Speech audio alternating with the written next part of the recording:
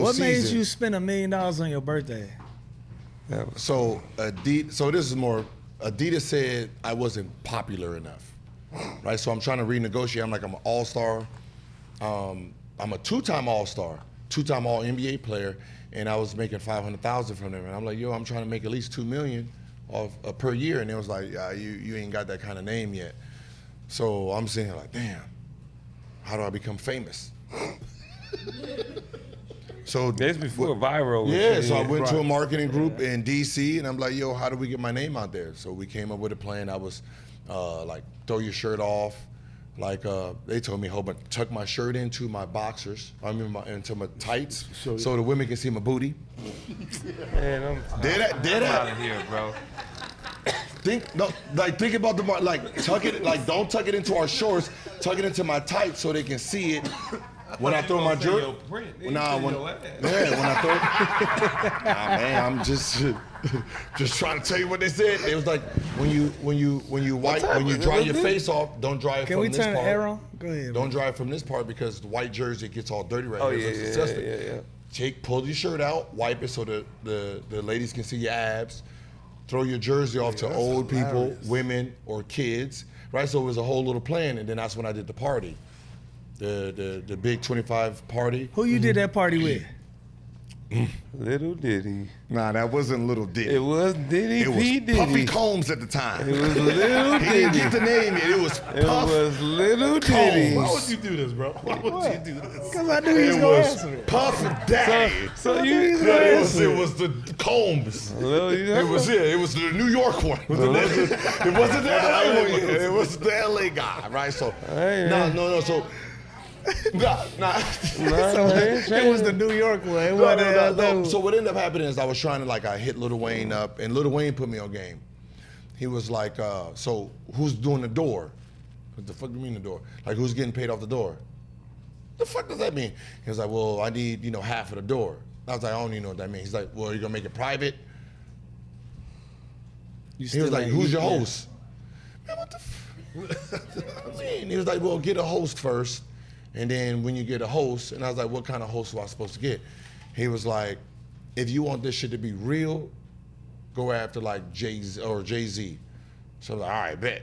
Hit Jay-Z people up, and he hit me with some Jay-Z shit. He was like, man, you can probably get Beyonce for $500,000.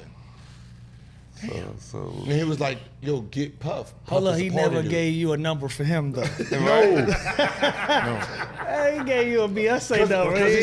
He said he'll throw a number so high that I don't Basically, want you to he's telling you I'm not doing I don't this. want you to take it, but if you give me this number, fuck it, I'll take it. But I don't want to do parties and clubs. Yeah. So he gave me Puff. So I hit Puff up, and then he charged me $200.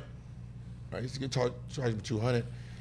Once I got his name as the host, Lil Wayne, Game, T.I., it was just, and then I made it private. Everybody named Mama wanted to be there. So then I started doing all-star voting at the same time. So all-star voting, that I overtook Vince Carter for starter in the all-star game in Vegas, renegotiated with Adidas. I was asking for $2 million. They ended up giving me $5 million a year. All right, so Diddy told. I fucked that off though with the gun shit. So it ain't really. But I got that bitch. So that's the. So I do it. So basically, it was $2 million. I do a $2 million party to get $40 million. I got a question for you. So wait. So I want to know. So was it Diddy telling you to show your ass while you were playing, or? No, I'm confused. Who is this person telling you to show your ass? Cause that's what I gotta do to be famous, is show my ass and my abs. So ass and abs. All right, ass and abs. That's how we get famous, y'all. Was it Diddy? Ass and First abs. of all, it wasn't Diddy, it was Puffy Combs. It was at that time. It was Puff Daddy at the time, man.